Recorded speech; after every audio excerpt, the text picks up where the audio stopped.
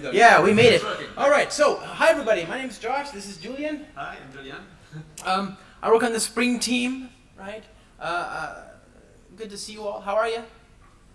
I'm just before we get too far down the line. I'm always curious. How many of you are using Spring?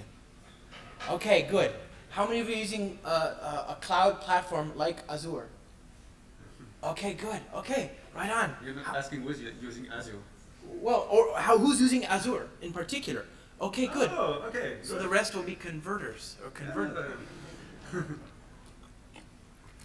If you have questions, very important. Before I get too far, here. There's that code. Okay.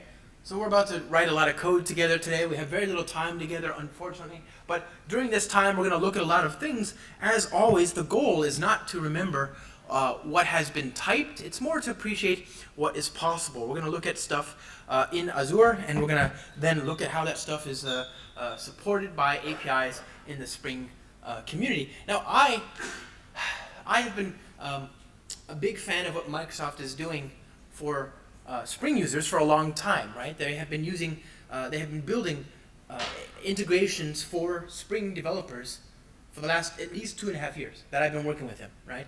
And there's teams in Redmond, right? There's teams in China, in Shanghai, right? And so it's very interesting to me. There's actually a full-time team with lots of people working on support for Spring at Microsoft, which I think is really cool, right? So they work very closely with the Spring team, and the goal is to make their integrations as easy to use and as palatable for Spring developers as possible. And so there's actually, there's some really big pieces that are already there, right? And I think Azure is kind of an interesting thing as well. Right now, in the world, it's the number 2 most widely used platform, right? Most widely used cloud.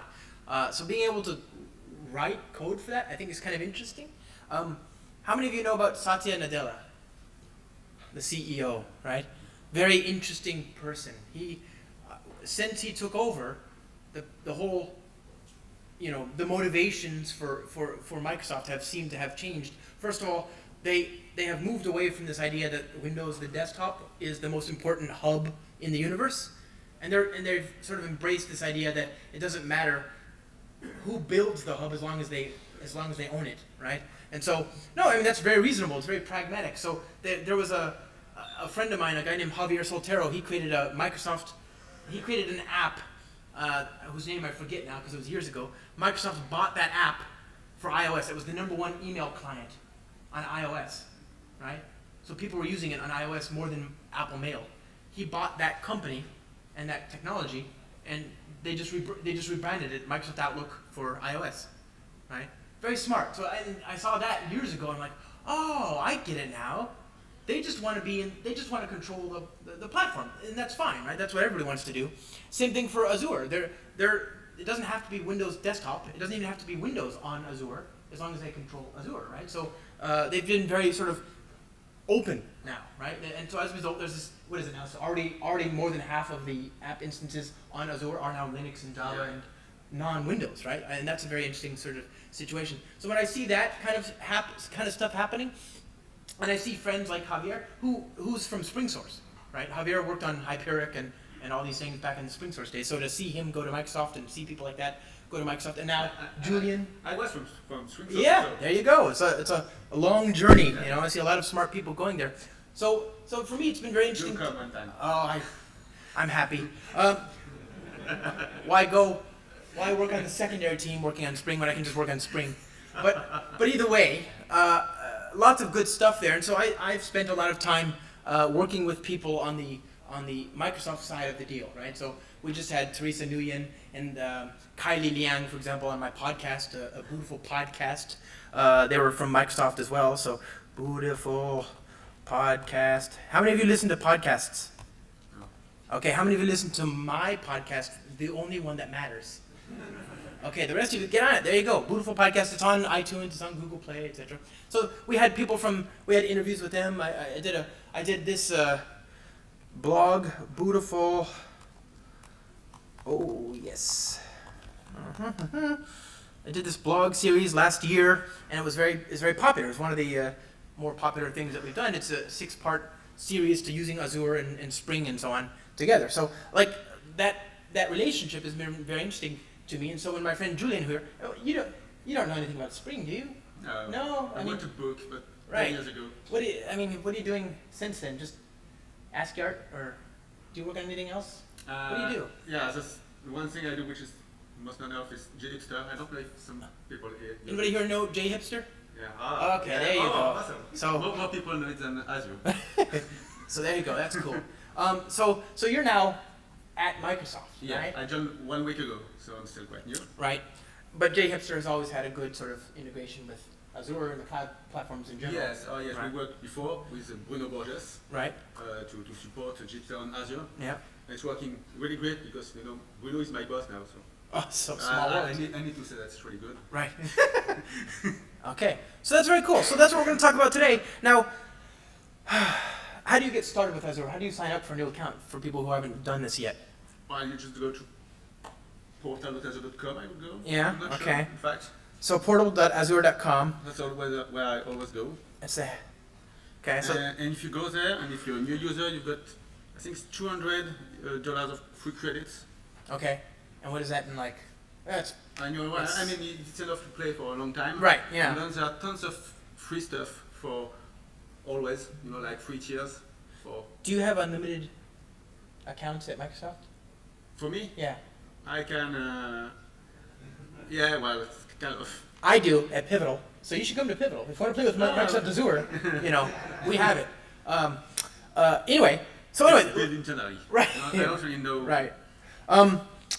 Okay, so we have so that you can start up there, and there's a lot of interesting things for me that make Microsoft Azure great. Obviously, what we're going to talk about today is writing Spring apps that talk to infrastructure that's managed by Azure, and I think that's really one of the key differentiators there, right? You can run Cloud Foundry on Microsoft Azure.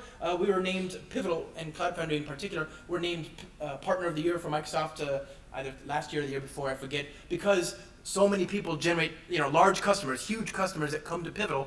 They want to run their workloads in the cloud, but they want that layer beneath them that allows them to move to another cloud if they need to. A lot of these are people that are like, well, AWS, I've seen what happens when people run applications on AWS, right? They end up competing with Amazon, right? Amazon suddenly starts building a business. So if you're successful on AWS, a lot of people are like, I don't want to risk that. Or maybe they're in the same market as AWS, right? So they're doing retail or something like that, and they don't want to pay Amazon more money. So they're looking for a good option, but they're not excited about AWS, and the technology is not, what they need, they can get elsewhere, right?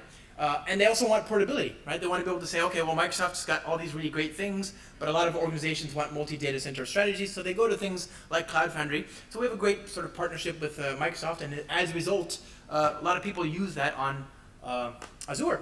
And so I thought that was kind of interesting, and you can run it on there. You can run it on Kubernetes. There's Azure AKS, Azure Kubernetes Service. There's also a weird thing where you can it's the Azure Web stuff. I don't know quite how that works. Yes. So Yeah. Service Fabric. It's Yeah. like an internal That's a thing. Azure thing. Yeah.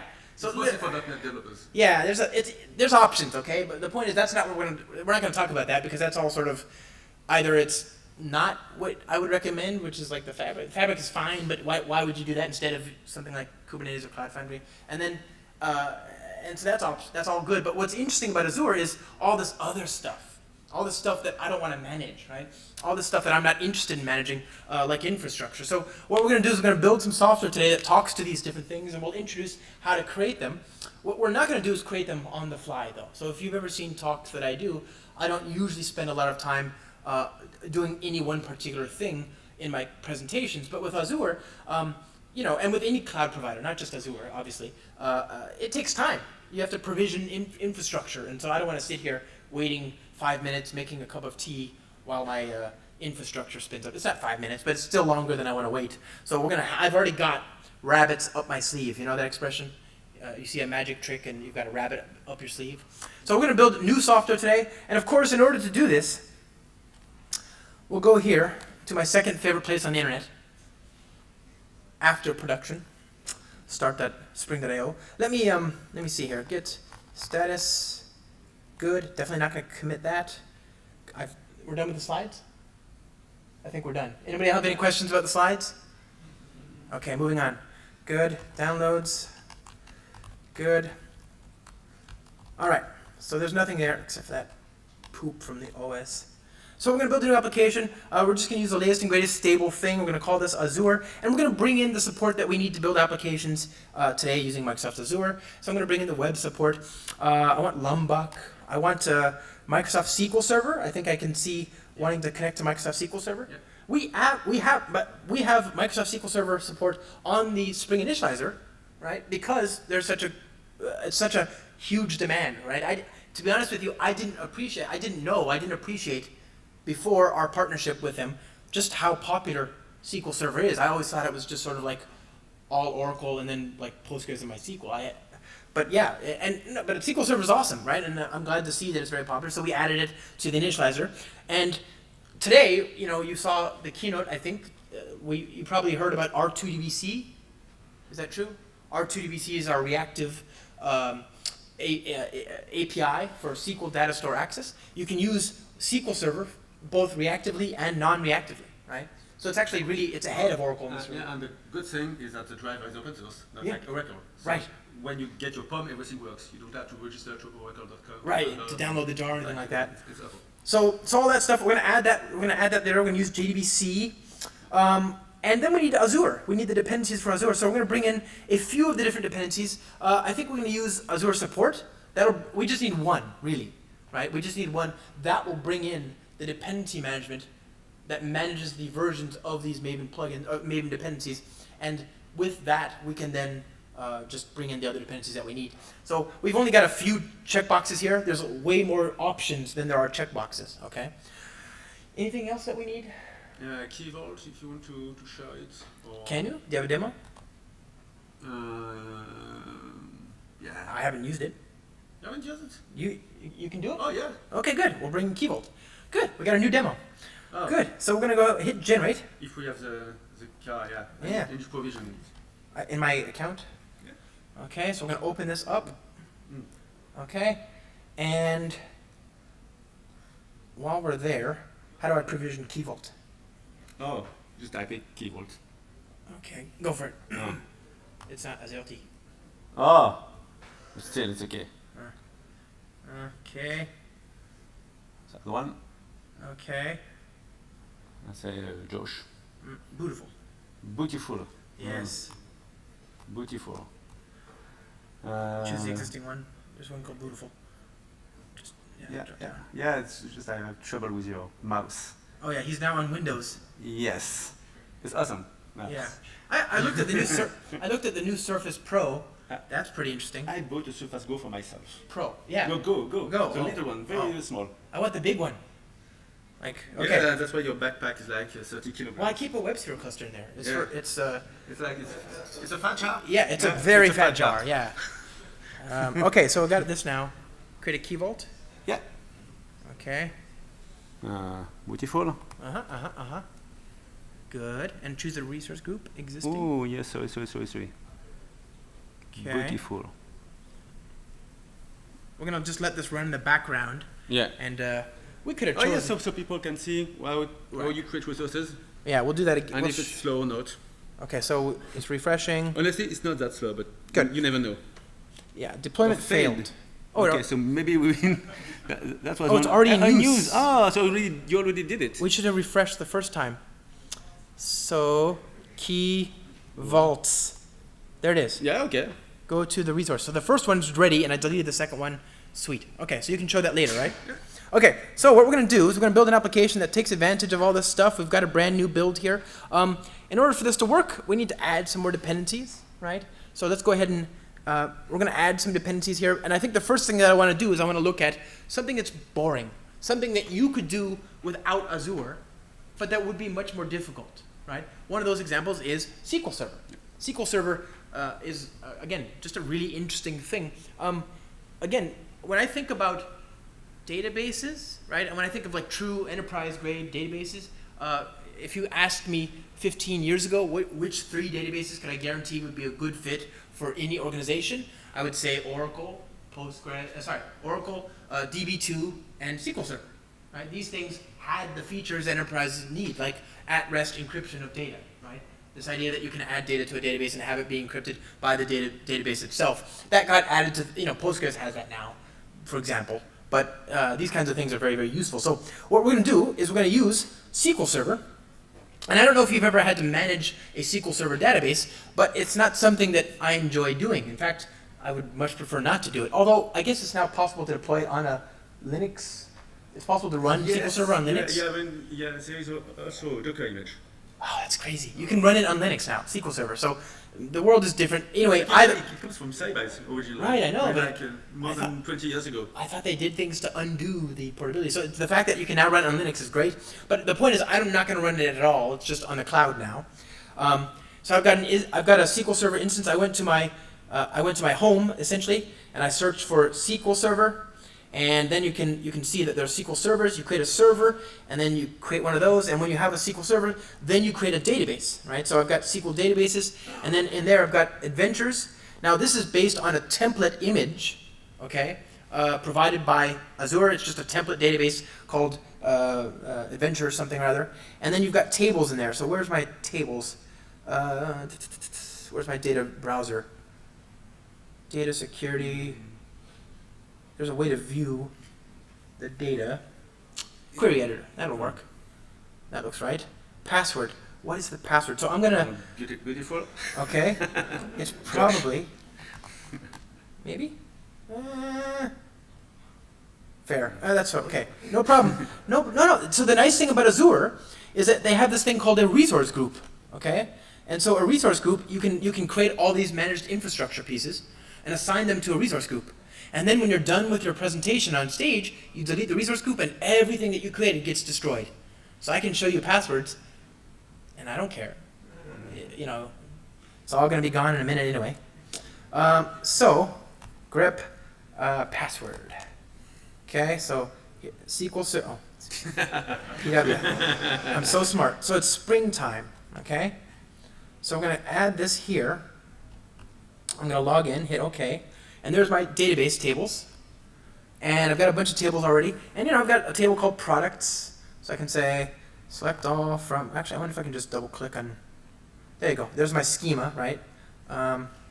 So select all from product. Can I do that? Run. Whoops. I need to specify the schema name, huh? Sales lt.product. Okay, so there you go. It's pretty basic. Anybody here use Microsoft Access or something like that? You've got it in the browser now. Access is one of the only databases that is not supported by Azure. Really? No, that's a shame. Azure Azure supports Oracle, yeah, and MySQL and PostgreSQL, but not Microsoft Access. But it's not made to work in the cloud. I used to be an Access developer for 2 years. That was my full-time job, so I love it also. Yeah.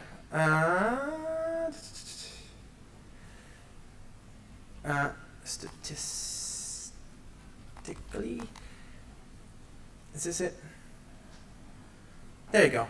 I truly believe this. Yes. Like, statistically, most software out there, the competition is some homegrown Access or Microsoft Excel solution. I mean, how many of you have something written with a spreadsheet somewhere that should be managed by software? There you go. There's at least a few. The rest of you are just too embarrassed. Or worse, you don't know that it's happening, but it is happening. So that's NoSQL. Yeah, That's exactly NoSQL. Exactly. You have no schema. You can do anything. Exactly. That's perfect. So I'm going to bring in this SQL. I'm going to connect to this database here. I'm going to use this query because we know it works. And I'm just going to it's got a name, what is this? Messages. It's I guess that's. I want the select name, product number, and then hit go. All right. There you go. That's a simple enough query. Okay. So let's now build our application and get it to work with that. So we're going to go to our Azure application, and I'm going to create a component. Can you see that font? Is that too small? Make that a little larger. Font. Make this 22, and I'm going to say at component class SQL Server demo. Okay. At event listener application ready event dot class public void talk to, yeah, to whatever, SQL Server. There you go.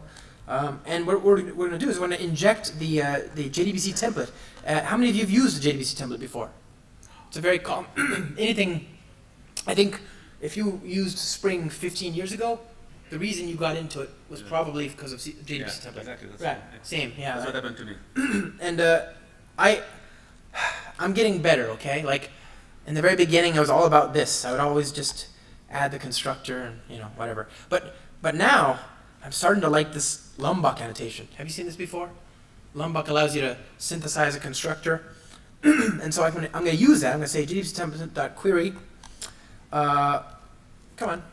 Select, I'm going to take this query, paste it in there. Okay.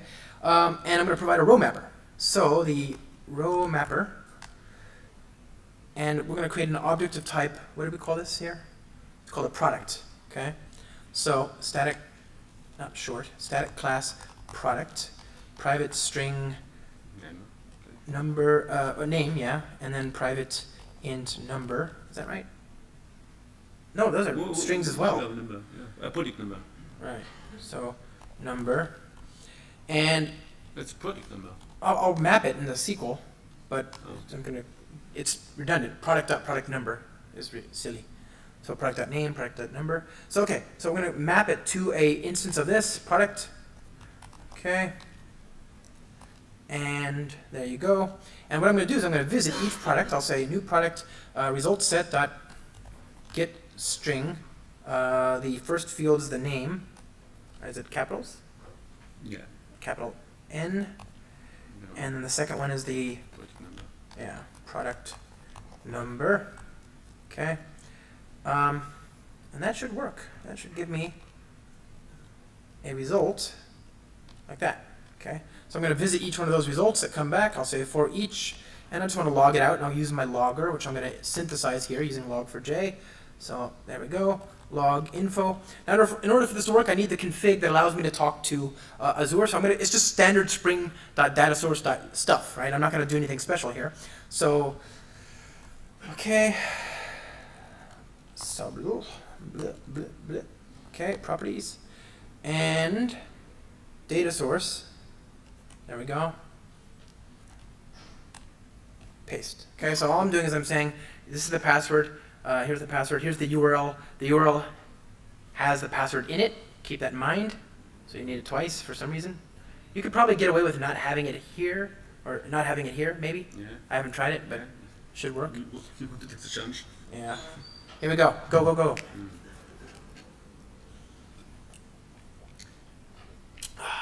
Alrighty. Hey, look at that. So there's our data. Okay. So you can see that was easy enough. Okay. So we're just talking to SQL Server, big win. But I don't think, I mean, yes, you can use Azure to manage SQL Server, and I think that's a win because you don't have to manage that piece of infrastructure. But if you're going to use a platform, if you're going to use something like Azure, which is kind of sticky, there should be a really good reason for it. And a lot of people, one of the things that I love about Azure is Cosmos DB, right? So Cosmos DB is a piece of infrastructure that you can't get outside of Azure. It just runs in Azure. And I was looking for I looked up and down. I looked left and right. I looked everywhere to find out about Cosmos DB. I was trying to find a way for me to be able to say that I would not use this, right? I was looking for a way to say, this is not the right fit. And I didn't have a lot of luck. And the reason is because, first of all, Azure has more data centers than any other cloud provider. So there are more locations for Microsoft Azure in the world than any other cloud provider. More geographic locations. Did you know there's even Azure in China? Right? That's very hard to do. In Africa also. Yeah, Africa, but in China. Africa. Yeah, South Africa's that's useful and it's unique, but it's not particularly hard from a government perspective to get there. To have a region in China, on the other hand, is very difficult because, of course, what happens if you're a public cloud provider in China, right? The first person that says something bad about somebody in the government, if they deploy that app onto that region, it takes down the whole cloud, right? So it's dangerous. So they have to be very, very careful about getting that deployed there. And so it's actually a separate. You can't manage it exactly in the same way that you manage the rest of Azure. It's actually a separate company technically, but it works, right? If your business depends on being able to go to China, that's there. That's a big deal. If you configure, your Spring properties, right? There's sometimes a specific China property. Right. Yeah. Because it works differently a little bit. Oh yeah. Wait. Okay. Thank you. So the point is, to me that's super valuable, right? That you can actually take your code that runs in the rest of the world and get it to go into that huge market. You can't afford to ignore this market. So I was looking for reasons why. Well, maybe I don't want to use Cosmos DB. Maybe there's something wrong with it. Maybe it's too expensive. Turns out it's not that expensive. It's competitive. What about API compatibility? What if it doesn't match my expectations? Well, it does actually match what I want to do, because you can use it like MongoDB. You can use it like a SQL database. You can use it like Cassandra. So there's a lot of different ways to talk to it. And you know what's happening? We're going to have etcd support also. What is it? etcd. etcd. And that's extremely hard to set up also. Right. Yeah. So you've got like one unique thing that does Cassandra, MongoDB, SQL, etcd. Right. So it's Gremlin for graph databases. Right. So it's like. There's a lot. It's one database engine that has these different interfaces that you can use. Now, that might sound a little crazy, and it might make the question of, well, what does it actually do? Well, it's a database. It's a geographically replicated database. It works very, very quickly.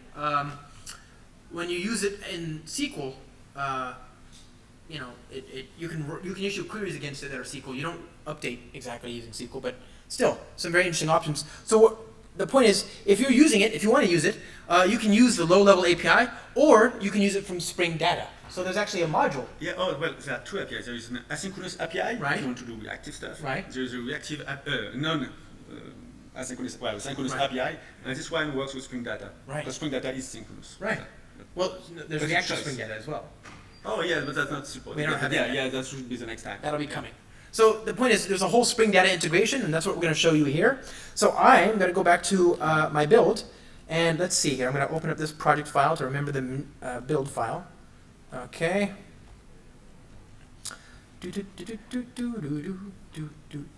Pom.xml. Okay, and all I want is the version of.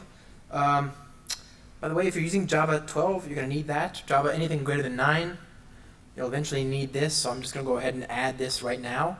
So JAX-B. You love Glassfish, I know it. Oh yeah. Okay, there's that. And then I want to bring in the Cosmos DB. Cosmos DB. Yeah. Here we go, Cosmos DB. Okay, the starter. So here we are. So I'm adding in the Azure Cosmos DB Spring Boot starter.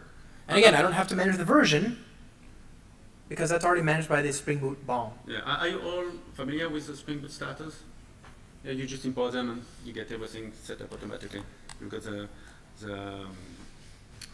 dependencies, and then you've got all the Spring configuration is ready to be used. Right. So what entities do we have in Cosmos? Well, we're going to create it. We have an object of type reservation. I thought as much, just making sure. So it's a reservation. And we're going to have a document, and this is a COM Microsoft Azure Spring Data Cosmos DB core mapping document. Okay. So you can use it with other APIs like Cassandra or MongoDB, but this is a standard API. It used to be called DocumentDB for older people. That's why Spring it's ID. document, I guess. Yeah. That looks a lot like MongoDB when you use that. Right. All right. Good. So at ID, there's my entity. I need to sneeze.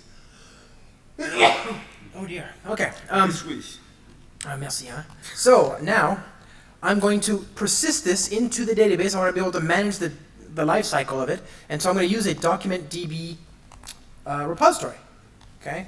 Managing entities of type reservation whose primary keys of type string, and that's it. Once I have this, I can now create a Cosmos DB demo. Okay. So class Cosmos DB demo. At event listener, application ready event.class, public void Cosmos, sure, at component, good stuff. And in order to get this to work, I'm going to inject my reservation repository, like so. And we're going to say required args constructor. And now I want to write some data to the database. So I'm going to create some records here. I'll say stream.of, let's get some names. My name is Josh, nice to meet you. Julien. Hello, buddy. How are you? Sergi. Sergi, yeah. Okay. What's your name, buddy? Nelson. How do you spell that? Nelson. Nelson? Yes. Nelson, like that? Okay, nice to meet you. Mucho gusto. What about you, buddy? Philip, like this? Oh, like this. Very cool. Okay, very good. What about you, buddy? Like our Spring data. Okay. We have a Garrick. There's 6. Who wants to be? We need 2 more victims. Actually, let's see. I just want to get the audience involved. There we go. It's better. One more.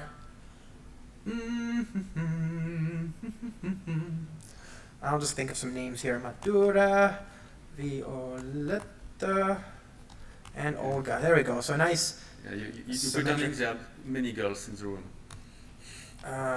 Nelson. That's not Nelson. So it's this names. Okay, names.map, name. And we want to create a new reservation, passing in null for the ID, mapping it like this. And there's our reservation stream. And for each one of those, I want to write it to the database. So I'll say map, or .for each rather, r this.reservation repository.save, passing in that. And there we go. So there's our non-reactive but super fast code. Let's run this and see what we get.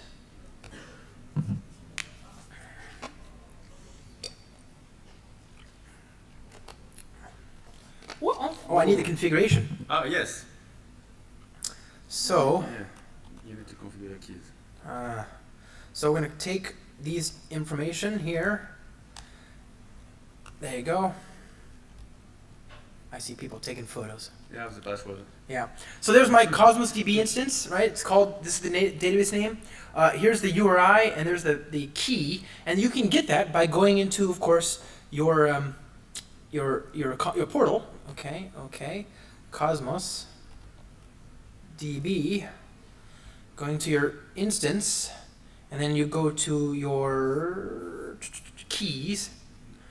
And you're given a primary key and a secondary key. Okay, so I'm just using the primary key. You get the URI and a key, and you plug that in, and then you rerun. Make sure, obviously, in a normal application, you wouldn't store this stuff in your property file. You use the vault. Yeah, typically. Right? So you'd use the Spring Cloud config. or the Spring Cloud config server, or the config vault, the vault key value vault on Azure, and that'll store the keys and values separate from the application, and then you can just inject them. You can just say $ my property name. Okay. So now there's product. Whoa, a lot of products. Whoa, okay. How do you do limits? Anybody know how to do a limit in SQL Server? Is it just limit? Let's discuss with I have no idea. Right, okay, Cosmos. Select, so top, like that. Oh,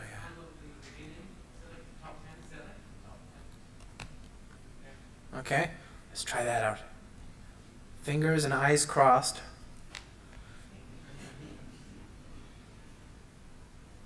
Cool, that was awesome, thank you. Okay, so that worked, and now we can go back to this code. So that's saved. We say find all dot for each. So dot map.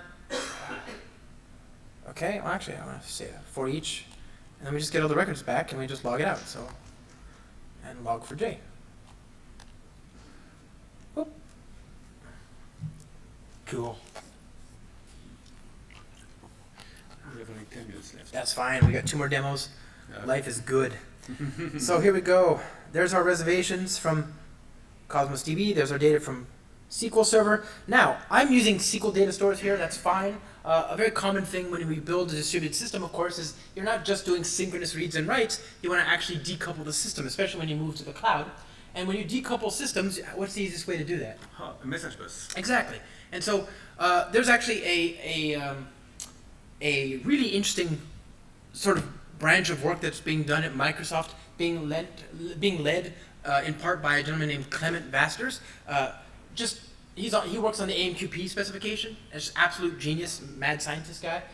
He works on AMQP, and he does a lot of work with Microsoft. And so the messaging support for Microsoft is just amazing. It's some of the best in the business because this crazy guy just brilliant guy, works on it, right? So there's this message bus option called event bus or service bus, Azure service bus. Is that right? Yeah.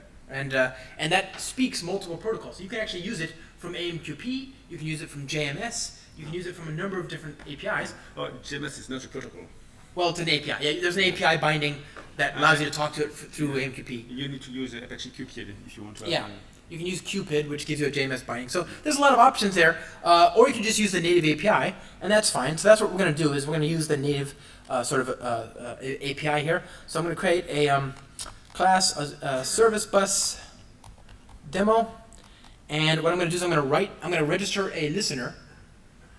Wait a second, because it takes some time for the server to actually recognize that I've got a listener, and then I'll send some data. Okay.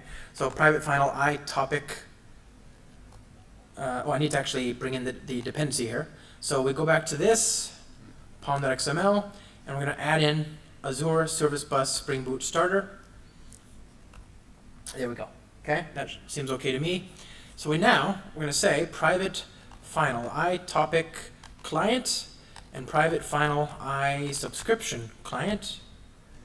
Okay, and event listener, application ready event, public void service bus. Okay, so in this, if you know about AMQP, if you know about RabbitMQ, for example, then this model for service bus will look very familiar. And the reason is because it's got the same arrangement, the same topology as RabbitMQ, as a AMQP broker. So you have this idea of a destination, which is where you send messages, but those messages you don't send it directly to the queue or to the topic. You send it to something called an exchange in RabbitMQ or in AMQP parlance. And the same thing exists here. So you have this idea of, I'm going to send it to this destination, and then I have a thing called a subscription which hangs off of that. So the producer sends it to one thing, the consumer consumes from another. Okay? It's not like JMS where producer and consumer talk to the same queue or same topic, etc. So this I subscription client register message handler, new I message handler. I like that it's got eyes. This is very .NET. You can see that code. So completable future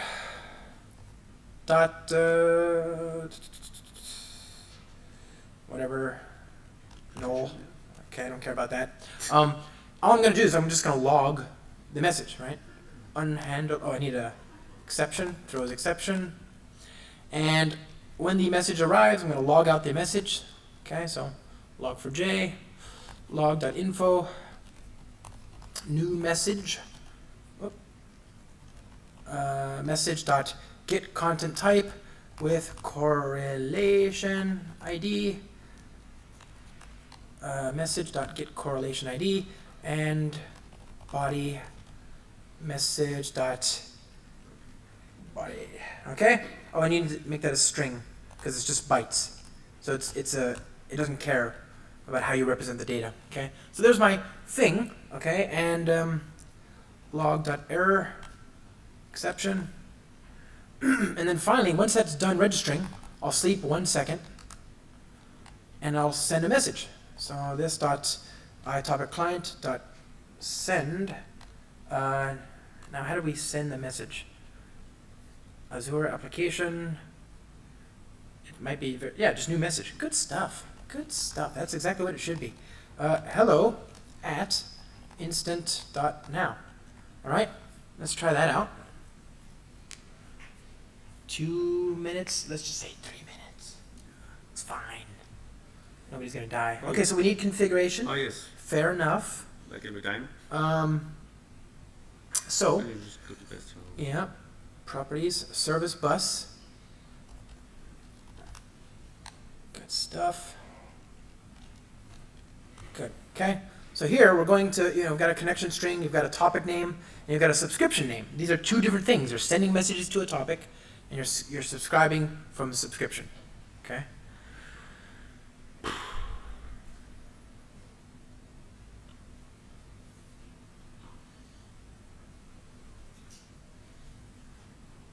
And new message, null, with correlation ID null, and body, hello equals hello at whatever. Okay. So there's our consumer. Now we're able to decouple. Obviously, in a normal program, You wouldn't send a message to yourself. That would be ridiculous. You'd have a producer and a consumer. But I wanted to show you that. And now at this point, I've got a regular traditional thing that I could have done without Azure, like SQL Server. I've got a thing that's completely unique to Azure, like Cosmos DB. I've got a thing that is made better by the fact that Azure is a distributed cloud that has regions in every part of the world, like Service Bus, taking advantage of a globally distributed edge network. That messaging subsystem benefits from that distribution. And now, finally, if I've got all these moving pieces, I've got all these things in the cloud, all these things running in Spring, and they're talking to each other, I've got microservices abound, I'm going to need some operational. Yeah, you want to monitor that. I want to monitor that. I'm going to have a lot of moving parts, a lot of confusing pieces. So what I want to do is I want to be able to kind of follow the movement of data in the system. So what do you recommend for that? So with Azure, we come something called Azure Insight.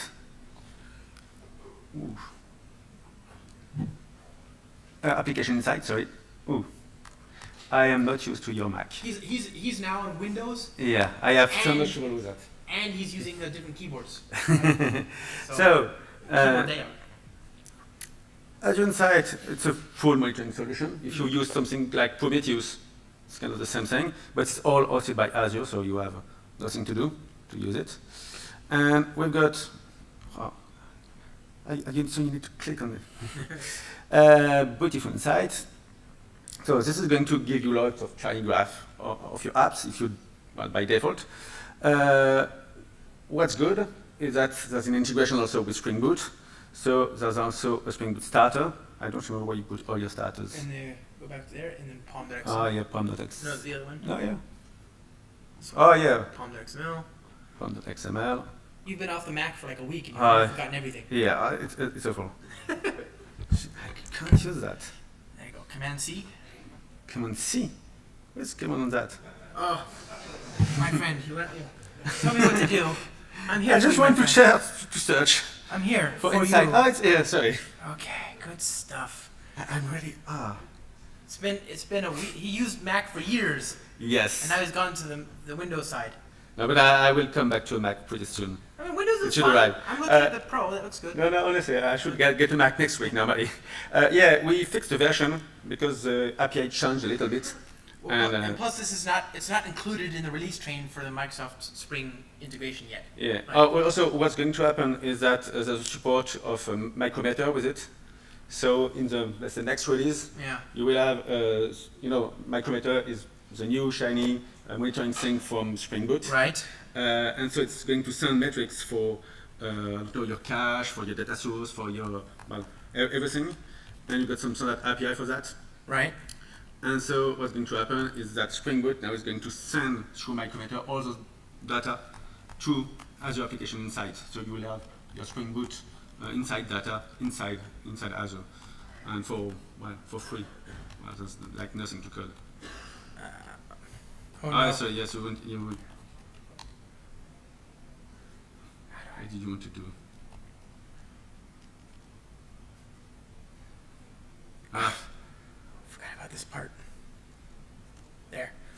Okay. And you need to configure the application key. Didn't we already do that? No, I didn't do it. Okay, so we're gonna get the key from here. Yeah. And this is the key that is going to change in the future. Right. Because here it's a specific Azure key, and in the future it's going to be pure Micrometer. Okay. Good. I'm also hoping we could push the key automatically.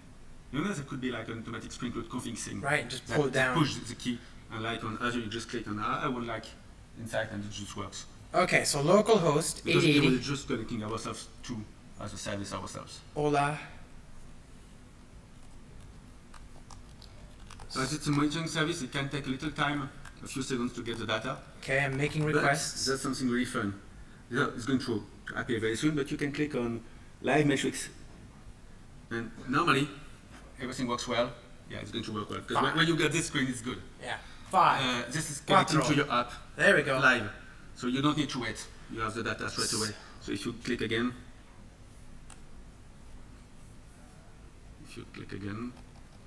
you should see them arriving straight away, which is fun.